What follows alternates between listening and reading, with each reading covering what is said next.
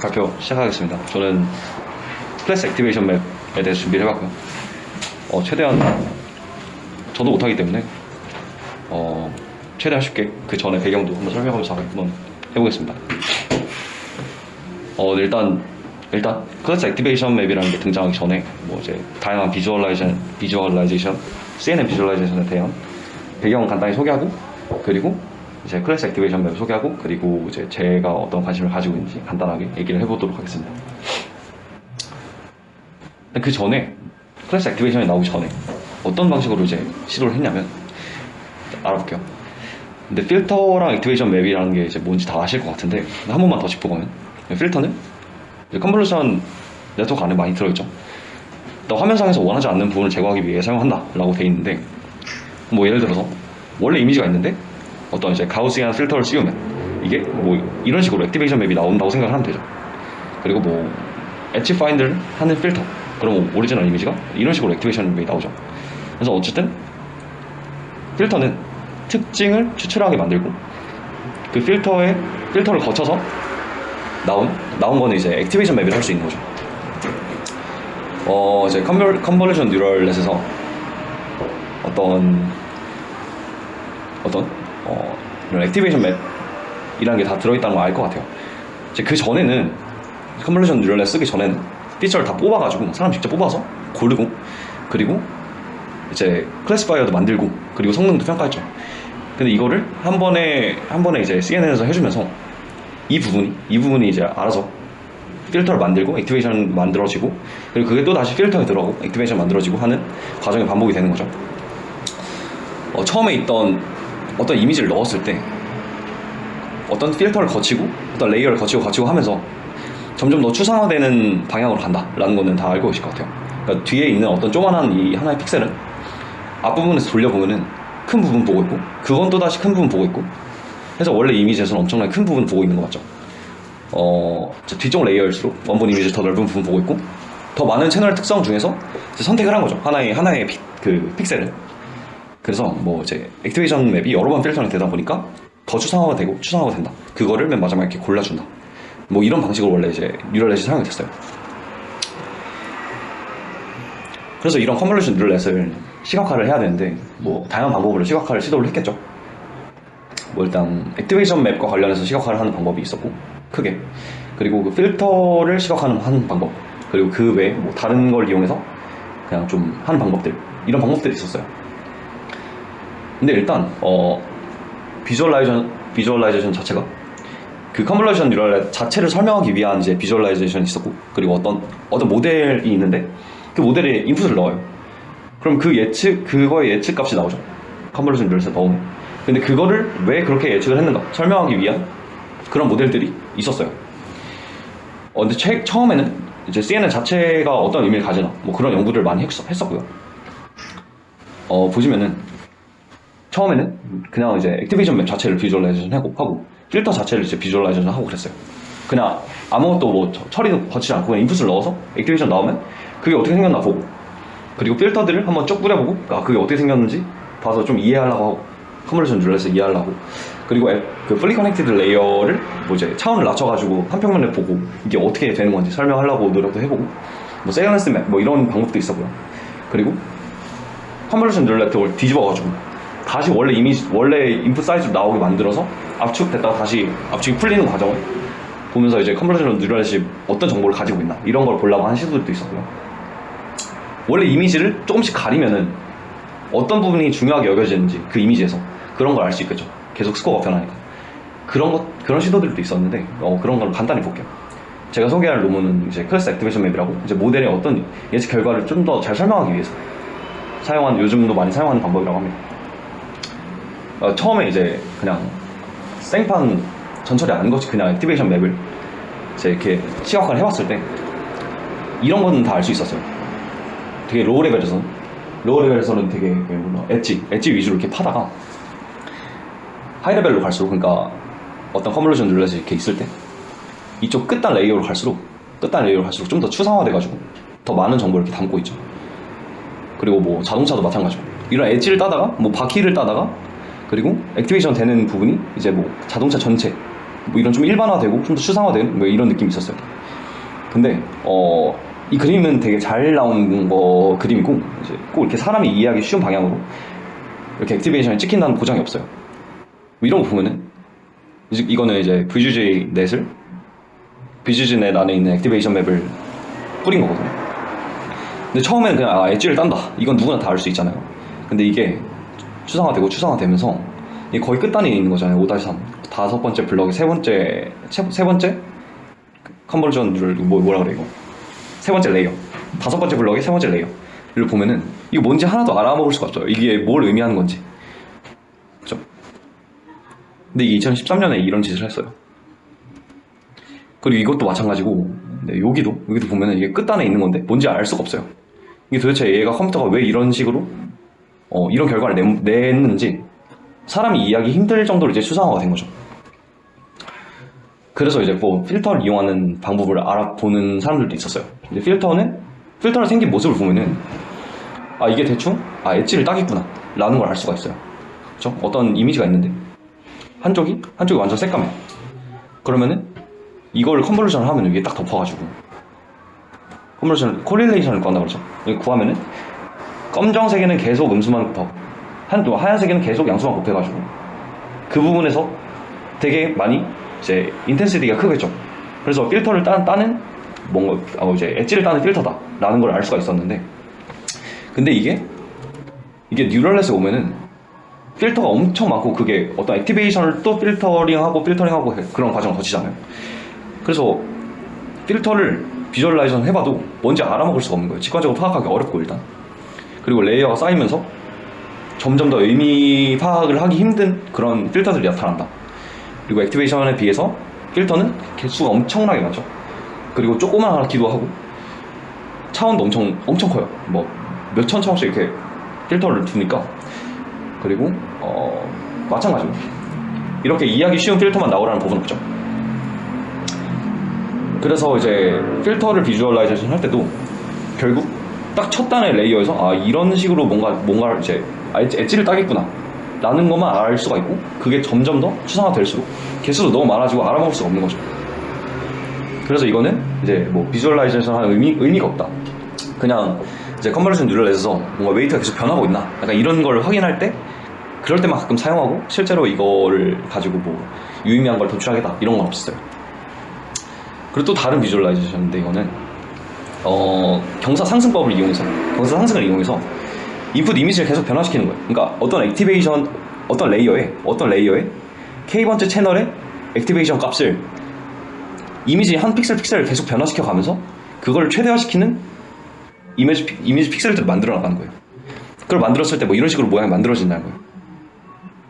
그게 어떻게 되냐면 이제 어떤 랜덤 노이즈를 이런 네트워크에 집어넣어요. 그럼 이게 완전 첫 번째 블럭의 첫 번째 레이어의 액티베이션 맵이 이렇게 나오죠. 이렇게 나온 액티베이션 맵을, 그러니까 첫 번째 레이어의 K번째 액티베이션 맵이 이렇게 잡은 거예요. 그러니까 어떤 필터를 거친 결과물을 이렇게 딱 잡고, 그리고 이거를 가장 잘 액티베이션 하도록 인풋을 계속 갱신을 하는 거예요. 그러면은 얘를 만드는 필터들에 가장 잘 맞는 인풋을 만들 수 있겠죠. 그죠? 그게 목표고, 그게 완전 초장에 있는 이 레이어의 K번째 액티베이션을 따가지고 계속 갱신을 시켰을 때 이런 이미지가 나왔다는 거예요. 랜덤 노이즈가 이렇게 변했다. 근데 좀 더 추상화된 쪽을 보면은 좀 더 완전 많이 간 거죠, 이제. 그거를 봤을 때는 굉장히 좀 추상적인 이미지가 많이 나왔다 라고 하면서 이제 비주얼라이제이션을 하려는 시도가 있었어요. 뭐 이렇게 된다.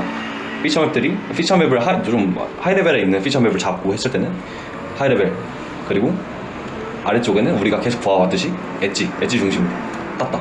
엣지, 패턴, 하이레벨 이렇게 나왔다. 근데 이제 소개할 캠이라는 놈을 이제 소개를 하는데, 얘는 글로벌 에버리지 풀링을 이용해서 CNN에서 이제 로컬라이제이션이, 그러니까 글로벌 에버리지 풀링이 CNN의 로컬라이제이션에 미치는 영향을 탐구한 거예요. 그 이름 보면 Learning Deep Features for Discriminated Localization 나오잖아요. CVPR 2016년 연구예요. 그러니까 일단 글로벌 에버리지 풀링이 뭔지 모르시는 분이 혹시나 있을까봐, 요게 이제 채널 방향이죠. 채널 방향인데 이게 하나의 뭐 액티베이션 맵이다. 그럼 이걸 싹 다 더해서 개수만큼 딱 나눠주면 그냥 5가 나온다. 그리고 얘를 GAP 거치면 3이 나오고 얘를 GAP 거치면 이제 8이 나온다. 뭐 이런 거예요. 그래서 결론을 먼저 볼게요. 결론을 먼저 보면은 단순히 이미지에 대한 라벨만으로도, 그러니까 바운딩 박스 없이 학습한 CNN 모델이 이제 로컬라이제이션 문제도 함께 수행할 수 있다라는 것에 대한 가능성을 이제 검증을 했어요. 그리고 왜 컨볼루션 뉴럴넷이 그렇게 판단을 했는지 클래스별로 아주 쉽게 이렇게 하이라이팅을 찍어주는 방법을 제시를 했어요. 근데 이 성능 이제 로컬라이제이션 문제를 이제 바운딩 박스 없이도 할 수 있다. 그러니까 뭐 이런 걸 가능성을 제한했다 그랬잖아요. 근데 이제 성능을 보면은 에러가 조금 더 높아요. 높고 어쨌든 딸리긴 하는데 어떤 클래스에 이렇게 영향을 미쳤는지 알 수 있으니까 이렇게 바운딩 박스를 어떻게 잘 잡아주면 같이 그냥 디텍션 문제를 함께 풀 수 있겠다. 뭐 이런 마인드인 거예요. 근데 우리가 이거에서 주목할 거는 일단 바운딩 박스에 대한 라벨이 없잖아요. 라벨이 없어도 이렇게 어떤 부분이 많이 영향을 미쳤는지, 어떤 물체가 어디에 있는지 알 수 있다 라는 건 꽤 중요한, 꽤 의미 있는 연구라고 생각을 하거든요. 근데 이게 처음 제시한 이런 연구는 아니고 그 전에 이제 맥스 풀링을 이용해서 연구를 했었는데 이번에는 에버리지 풀링을 이용해서 연구를 한 거고, 그렇다고 에버리지 풀링 자체도 처음 있는 개념은 아니에요. 왜냐면 네트워크인 네트워크 논문에서 이제 풀리 커넥티드 레이어 없애고 이제 에버리지 풀링을 넣었죠. 네. 근데 그때는 이제 에버리지 풀링을 사용하면 오버피팅을 피할 수 있다는 그런 관점만 이제 가져갔어요. 레귤러라이제이션이 된다. 그런 관점만 가져갔는데 이 논문에서는 이제 풀리 커넥티드 대신 넣어진 글로벌 에버리지 풀링이 로컬라이제이션에 영향을 얼마나 미치는지 이런 걸 이제 실험을 했습니다. 그래서 이게 어떻게 동작을 하느냐? 되게 구조 자체가 엄청 간단해요. 복잡하죠. 인풋을 넣으면 우리가 평소에 진행하던 그런 이런 구조를 쭉 따라 내려가면서 맨 마지막에 이제 풀리 커넥티드 가기 전에 이제 기다란 액티베이션 맵이 나오죠. 필터가 엄청 많으니까 조그맣고 작고 긴 액티베이션 맵이 많이 나온단 말이에요. 이거의 사이즈는 마지막 레이어의 필터의 개수, 그리고 그냥 아웃풋 이 액티베이션 맵의 가로 세로 크기 맞죠? 근데 이거를 이 채널 방향으로 다 찢어가지고 글로벌 에버리지 풀링한 결과를 이거 하나로, 이 큰 거를 하나로 대응시키겠다는 거예요. 에버리지 풀링을 이용해서. 그 전에는 여기 있던 픽셀 하나하나를 다 뜯어서 풀리 커넥티드 만들어 버렸잖아요. 근데 그게 아니라 얘를 싹 다 인텐시티를 다 더해서 픽셀의 개수를 나눠서 하나의 값을 만들어 주겠다는 거예요. 그렇게 해서 뭐 분류 문제도 풀고 로컬라이제이션도 하겠다라는 거예요. 그게 이제 그걸 이제 그린 건데, 뭐 이건 좀 더 크죠? 없구나. 근데 이거를 이렇게 글로벌 에즈 풀링 이용해서 9로 만들고, 요 값을 2로 만들고, 얘를 1로 6으로 해서 어떤 클래스를 나타내는 소프트맥스 층에 이렇게 넣어주는 거죠. 가중치를 이용해서. 여기는 커넥티드가 돼 있어요. 웨이트를 줘가지고. 그러니까 다음 걸 보면은 이렇게 액티베이션 웹이 나오죠. 이걸 채널 방향을 다 자르면은 이게 왜 작동하는지 지금 이제 그림이에요. 어떤 채널은 이제 뭐 예를 들어서 인풋 이미지에서 강아지 꼬리만 이제 액티베이션 하는 경향이 강하다고 생각을 해볼게요. 근데 그런 액티베이션을 만드는 그런 필터들을 거쳐왔겠죠. 그 채널은 뭐 이런 애들은 글로벌 에즈 풀링 한 이 정도 값을 가진다 생각할 수 있죠. 그리고 얘는 얘보다 좀 작아요. 그죠? 액티베이션 된 부분이 작아요. 그래서 이 동그라미 좀 작게 그렸어요. 이 동그라미 위에 쪽 동그라미보다는 좀 더 작게 그렸어요. 근데 얘는 뭐냐면 인풋 이미지에서 고양이 꼬리를 액티베이션을 많이 한다, 그런 경향이 강하다라고 생각을 할게요. 그런 이제 액티베이션 맵들이 엄청 많겠죠. 엄청 많은데 얘는 인풋 이미지에서 엄청나게 큰 강아지 몸통을 액티베이션하는 경향이 강한 필터를 거쳐갔다고 생각을 할게요. 그러면은 얘는 엄청 많이 활성화됐잖아요. 강아지 몸통이 얼마나 커요? 꼬리에 비해서 엄청 크잖아요. 그러면은 글로벌 에버리지 풀링도 크겠죠. 많이 활성화가 됐으니까. 면적도 크고 더 많이 보이는 거니까, 더 많이 활성화됐으니까 글로벌 에버리지 풀링 값도 클 거예요. 근데 이런 에버리지 풀링 값만 가지고 어떤 클래시피케이션 문제를 풀어야 되는 거예요. 소프트맥스 안에 넣으면 얘에 대한 스코어, 얘에 대한 스코어가 확률로 나오겠죠. 그런데 꼭 강아지 몸통이 이렇게 많이 액티베이션이 되는데 강아지 몸통이 강아지 꼬리보다 더 중요하다, 이런 보장은 없잖아요. 그렇게 이제 생각해야 될 필요는 없잖아요. 강아지 꼬리가 나오면 강아지 확률이 엄청 높은 건데, 근데 그냥 단순히 얘 몸통이 크다고 해서 걔한테 더 많이 스코어를 많이 주면 안 되는 거예요. 그래서 얘에 비해서 얘 값이 엄청 작아요. 그렇게 이제 맨 마지막 레이어가 풀리 커넥티드 대신 그냥 액티베이션을 전부 글로벌 에버리지 풀링한 값, 이 하나의 스칼라 값을 단순히 이렇게만 연결을 하는 거죠. 그냥 여기만 다 웨이트로 학습을 시키는 거예요. 이 맨 마지막 이 한 층만. 그래서 이게 지금 이 그림이 나타내는 의미를 한 번 더 해석을 하면, 어떤 강아지 꼬리가 감지되면은 당연히 고양이일 가능성이 줄어들죠. 그래서 여기 음수예요. 당연히 고양이일 가능성이 줄어드는 거고, 그리고 액티베이션 되는 영역이 이렇게 작더라도, 이 몸통에 비해서 얘네들 작더라도 어떤 고양이나 강아지 꼬리와 같은 뭐 확실한 근거라면 그 결과에 그러니까 어떤 스코어의 결과에 큰 영향을 미쳐야 되잖아요. 그렇죠? 그래서 단순히 액티베이션 되는 영역이 커서 글로벌 에버리지 풀링이 크다는 이유만으로 다른 요인들이 무시되면 안 되는 거예요. 다른 이제 액티베이션 맵들이 무시되면 안 되는 거예요. 그래서 맨 마지막 레이어가 있는 거예요. 어떤 이제 액티베이션의 풀링 값으로 그냥 단순히 뭐 이제 클래시피케이션 문제를 푼다, 이렇게 생각을 하면 될 것 같아요. 그래서 이게 이제 논문에 나온 그림이 이건데, 정작 논문에 나온 그림이 이건데, 어떤 이제 마지막 이 레이어의 액티베이션 맵에 대한 글로벌 에버리지 풀링 값이 있을 때, 그 글로벌 에버리지 풀링 값과 특정 클래스가 연결된 가중치, 그러니까 어떤 글로벌 에버리지 풀링 값과 이 어떤 개 클래스에 연결된 가중치는 요 파란색이죠.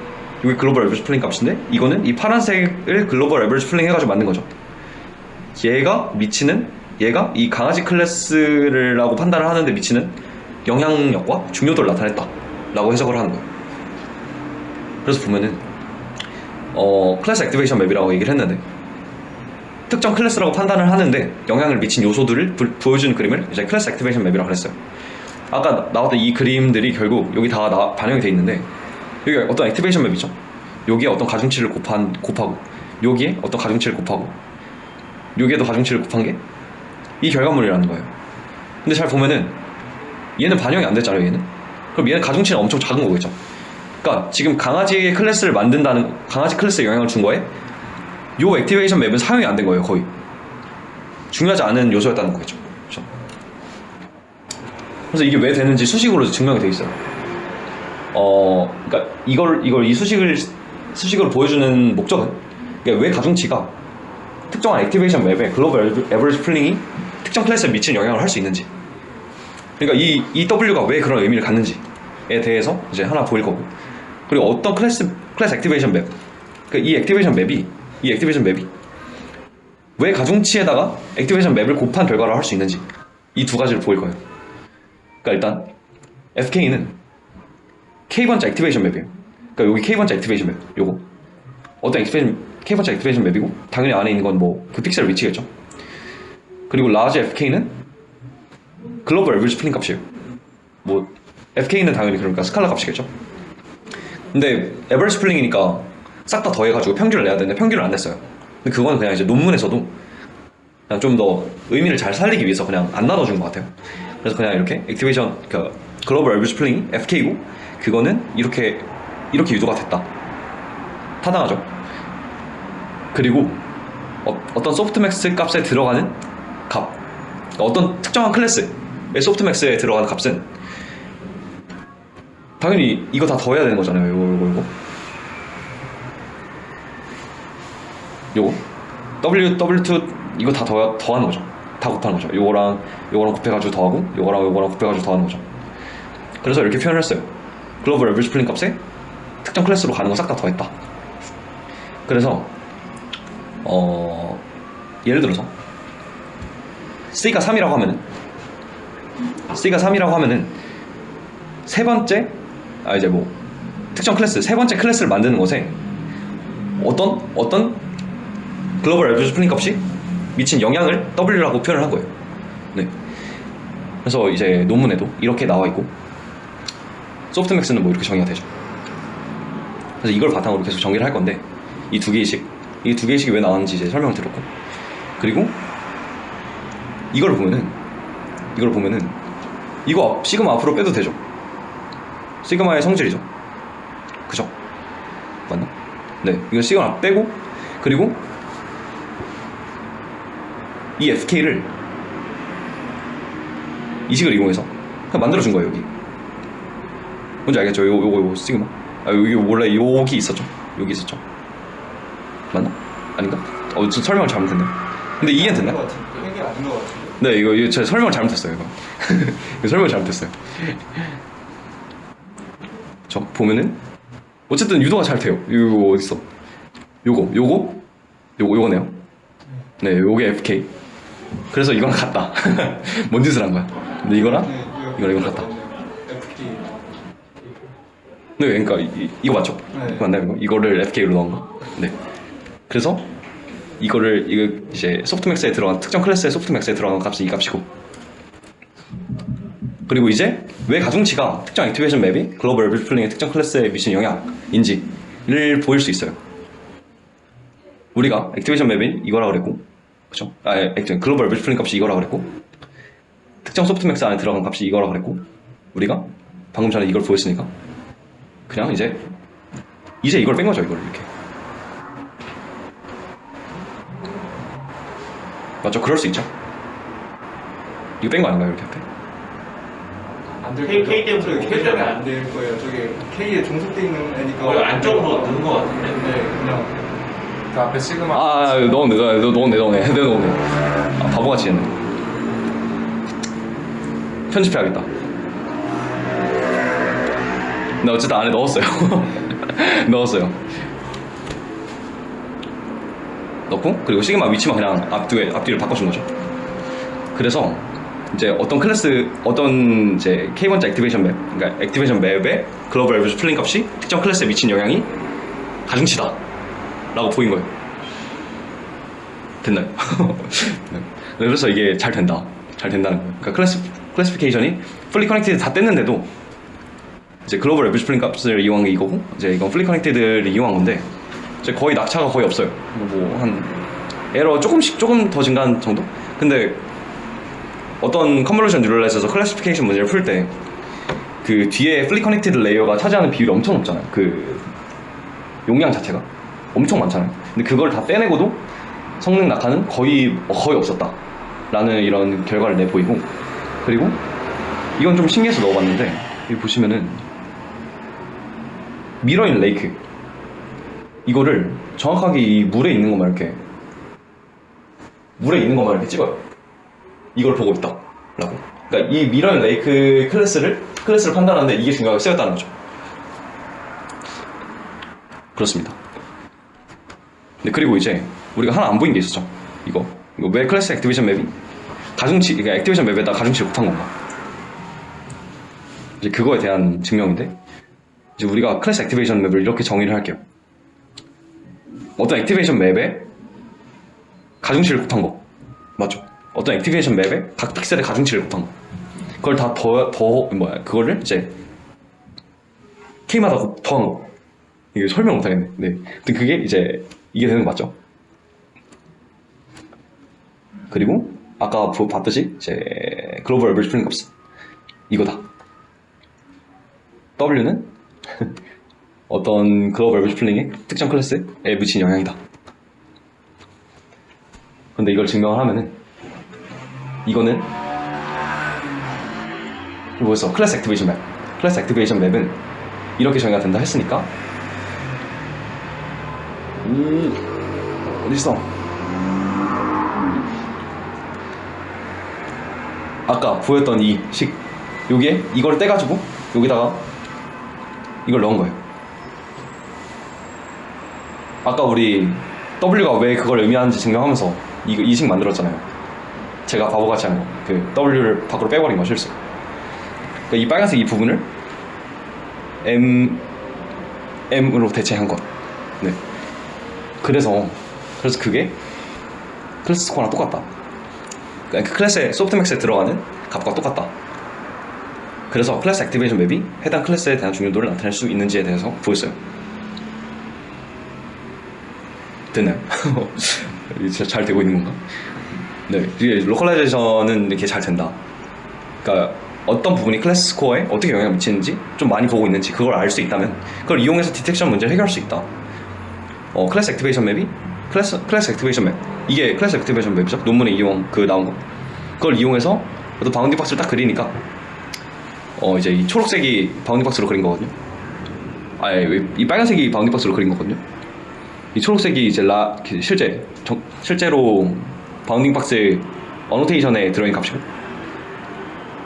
그죠? 거의 비슷하게 나오는데 약간 좀 관점의 차이라고 봐야 되나? 이게 바뀌었어요. 여튼 이렇게 잘 본다, 중요한 부분을 잘 보고 있다 라고 생각을 할 수가 있어요. 이건 뭐지?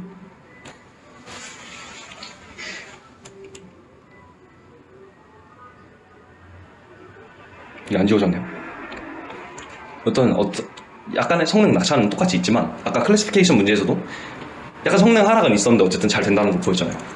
로컬라이제이션도 잘 되긴 되는데 성능 하락이 있다. 근데 얘는 꽤 하락이 많이 돼요. 얘는 탑 에러가 꽤 많이 떨어지거든요. 꽤 많이 올라가거든요. 근데 뭐 그렇더라도 용량을 엄청 줄인 것에 비해서 잘 된다. 그리고 좀 관점의 차이일 수 있다라는 거예요. 왜냐면 얘는 T팟 이거 보면은 어떤 T팟 그러니까 이 차잔이죠. 차 주전자의 클래스를 이제 판단하는데 이제 컴퓨터는 이 꼬다리랑 이 뚜껑을 많이 본 거예요. 그렇잖아요. 우리 차자 이거 판단하는데 보통 이제 꼬다리 보고 이거 보고서 이게 보통 이거 차 주전자겠구나 라고 생각을 하잖아요. 근데 실제 그라운드 트루스는 당연히 이렇게 돼 있을 거 아니에요. 그렇죠? 그래서 이 모델은 이렇게 바운딩 박스 그리는데 얘는 이 전체니까 관점 차이가 있을 수 있다. 근데 어쨌든 잘 보고 있다는 거는 충분히 뭐 입증할 수 있다 라는 거예요. 얘 같은 거 보면 잘 하고 있죠. 이렇게 그린 거니까. 네, 그래서 이 논문이 뭘 기여했냐 라는 거는 엔드 투 엔드 그리고 싱글 포워드 패스로 그냥 모든 걸 다 할 수 있는 거죠. 지금 사실 모델 그 맨 끝에 단에 플리 커넥트 다 떼내고 그리고 그거 에버리지 풀링으로 만들어서 그냥 한 번 학습시키고 계속 쓸 수 있는 거잖아요. 그래서 엔드 투 엔드 싱글 포워드 패스다 라는 거예요. 가려가면서 계속 넣는 그런 거 기억나세요? 처음에? 근데 그건 한 번에 패스로 안 되잖아요. 얘 가려서 넣어보고 계속 가려보면서 넣어보고 여러 번 포워드 패스가 있어야 되는데 그게 아니다. 그리고 뭐 어떤 부분을만 떼어서 또 다시 그걸로 학습시키고 하는 그런 엔드투엔드가 아닌 그런 모델도 아니다 라는 게 얘네 컨트리뷰션이에요. 어떤 인풋에 대해서 어떤 부분을 모델이 주목해서 보호하는 걸 하나의 모델에 구현했다. 반복적인 포워드 백업 작업 필요 없다. 그리고 뭐 간단한 개조로 CNN 모델 전반에 쉽게 적용 가능하다. 그리고 로컬라이제이션과 클래시피케이션을 큰 성능 하락 없이 이제 플리 커넥티드 없이 할 수 있음을 보여줬다 라는 게 얘네들의 기여예요. 제가 이제 소스 코드를 짰는데 그냥 똑같아요. 앞부분은 그냥 이제 VGG를 이용한 거고요. 블럭 1, 2, 3, 4, 5 다 똑같아요. 근데 맨 마지막 단에 여기 보면은 탑을 제거하고 여기 에버리지 풀링을 넣었어요. 근데 여기까지 거치고 나온 애의 사이즈가 14x14거든요. 시작이 228인가? VGG가. 그래서 14x14 나오는데 에버리지 풀링 레이어를 썼어요. 그냥 14x14짜리 커널을 써가지고 그냥 맥스 풀링 안 쓰고, 그러니까 글로벌 에버리지 풀링 안 하고 그냥 14x14 에버리지 풀링 쓴 거예요. 그래서 에버리지 풀링 해주고 그리고 댄스 하나만 쌓아가지고 마지막 클래스로 연결해줬어요. 넘버 클래스 넣었어요. 아웃풋으로. 됐죠? 근데 이제 뒤에 진짜 어떻게 그리는지 코드가 있는데 그건 여기 들어가서 봐야 될 것 같아요. 다 제가 못 넣었어요. 시간이 없어서. 그리고 제가 뭐 관심 있는지 간단하게 말씀드리고 싶어서 넣었는데 올해 목표는 30kg 정도 되는 그런 뭔가 킥보드 같은 거 만들어가지고 앉아서 뚝섬 유원지부터 세비섬까지 가는 거예요. 세비섬 아시죠? 네, 거기까지 손 안 대고 가는 게 제 목표예요. 근데 이게 하려면은 좀 굉장히 손댈 게 많아가지고 인공지능 모델도 알아야 되는데 뭐 센서를 어떻게 쓰는지도 알아야 되고 그러잖아요. 그래서 다선님과 스터디 겨울방학에 하고 싶다라고 지난번에 얘기했어요. 일단 차량 제어를 만약 기계한테 넘기게 되면은 디버깅을 할 필요가 있잖아요, 진짜로. 그러니까 왜 이게 이런 판단을 내렸는가, 뭘 많이 보고 있는가, 이런 걸 볼 필요가 생기잖아요. 그래서 제가 이 논문을 보게 됐는데, 뭐 예를 들어서도 아까 말씀드렸던 예시죠. 얘가 이 부분을 보고 판단을 한다 라는 걸 쉽게 알 수 있기 때문에, 그래서 제가 이 논문을 선택을 하게 됐어요. 나중에 이제 컨볼루션을 써가지고 인지를 할 텐데, 그때 왜 이게 됐는가를 좀 보고 싶어서 이걸 하게 됐어요. 실제로 네이버 랩스에서 엔드-투-엔드 차선 변경 알고리즘을 내놨어요. 실제 네이버 그 자율주행차에도 들어갔다고 해요. 지금은 모르겠는데, 근데 얘가 2017년에 발표를 했는데, 그때 비주얼라이제이션 도구로 이제 뭐 비슷한 걸 썼어요. 세일런스 맵이라는 걸 썼는데, CAM 방금 소개해드린 CAM 논문이 조금 더 진보된 형태인 거고, 얘가 어쨌든 얘도 어떤 차선이 비어 있으면 차선 변경을 하는 그냥 그런 알고리즘이에요. 근데 그거를 왜 그런 행동을 했는가를 알아야 되니까 얘네들이 비주얼라이제이션 하는데 그걸 사용을 했대요. 그 클래스 액티베이션 맵 약간 그런 계열의 비주얼라이제이션을 쓴 거예요. 얘네들은 이거 차선 변경 어떻게 하냐? 그냥 그 모델이 이렇게 생겼는데 엔드 투 엔드예요. 진짜 그냥 이미지를 넣고 그냥 뭐 잘 설계된 CNN을 통과를 해요. 그리고 왼쪽으로 가도 된다, 오른쪽으로 가도 된다. 약간 이런 아주 단순한 모델이에요. 보통 엄청 복잡하게 그림을 그리잖아요. 근데 진짜 이거밖에 없어가지고 차선 바꾸는 게 이렇게 쉬웠나 싶을 정도로 하는데, 어쨌든 얘는 인지부터 제어까지 한 번에 하는 거잖아요. 원스테이지란 말이에요. 그래서 얘가 왜 그런 판단을 했는지 약간 디버깅 할 게 더 중요했나 봐요. 얘네들은 여기 카메라 달아가지고 진짜 여기 비어있으면은 여기 비어있으면 가도 된다 뭐 이렇게 했겠죠. 학습을 시킨 거예요. 정말 여기 이미지 하나에 라벨 블락드 달고, 이미지 하나에 라벨 프리 달고, 그리고 냅다 넣어가지고 그냥 이게 왼쪽으로 가도 되는지 오른쪽으로 가도 되는지 그런 걸 이제 판단을 시켰겠죠. 그래서 얘네들은 논문에 보면은 사일런스 맵이란 걸 이용해서 비주얼라이제이션을 했어요. 근데 이게 제가 찾아보니까 2014년 논문인데 정확히는 모르겠고, 근데 얘도 어쨌든 특정 부분을 이렇게 어떤 부분을 보고 있는지 시각화는 해줄 수 있는데, 아까처럼 이렇게 좀 스무스하게 보이진 않아요. 약간 뭔가 픽셀 단위로 찍히는 느낌? 그죠? 그래서 얘네들이 실제로 뭐 이제 유튜브에다가 자기네들이 뭐 했는지 그런 자랑하는 그런 데다가 비주얼라이제이션 하는 것도 보여줬는데, 그때 얘네들이 이게 세일런스 맵 안 쓰고 클래스 액티베이션 맵을 쓰더라고요. 오늘 소개해드린 거. 그래서 뭐 좀 더 잘 되는구나 라고 느낄 수 있었어요. 이 안에도, 논문 안에도 이런 표가 들어있는데, 이제 자기네들께 세일런스 맵보다 더 잘 된다 라는 거 이제 보여준 표예요. 그건 어떻게 돌아가는지 잘 모르겠지만 어쨌든 좀 더 잘 된다 라고 하네. 근데 이제 제가 관심 분야에 대한 건 끝났고, 이제 아쉬운 점은 지난번에 이제 나가기 전에 지원님이 뭐 해보라, 뭐 이제 이런 거 있더라 라고 말씀을 해주셨는데, 그거 뭔지 못 찾겠어요. 그거 뭔지 모르겠어. 뭔지 찾았어도 이해를 못했을 것 같아요. 근데 그거 좀 아쉽고, 그리고 뭐 세일런스 맵에 대한 것도 좀 약간 조사를 못했고, 이제 맥스 플링과 에버리지 플링이 신호 처리랑 뭐 영상 처리에서 어떤 의미를 가지는가, 뭐 그런 것도 좀 분석을 해보려고 했는데 그거에 대한 이해도 조금 부족했고, 그리고 좀 오래된 논문이라는 그런 한계가 있는 것 같습니다, 제 오늘 소개가.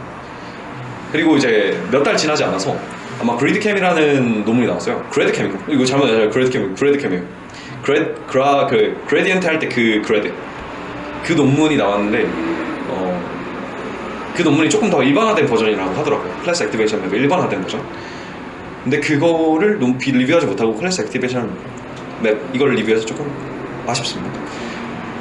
이거는 레퍼런스고 그냥 뭐 이런 거 참고했습니다. 감사합니다.